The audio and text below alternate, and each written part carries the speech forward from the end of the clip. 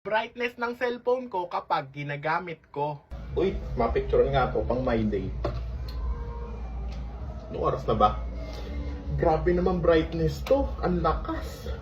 Babaan ko nga. Ayan. Grabe yung brightness ko Ang lakas.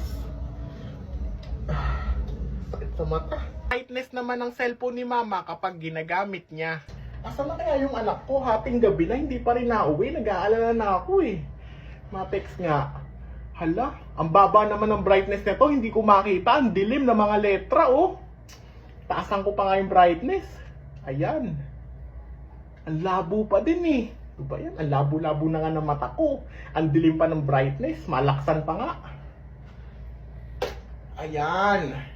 Anak, umuwi ka na. Nasaan ka ba? Nag-aalala na ako sa anak ko eh. Pinag-aalala talaga ako eh.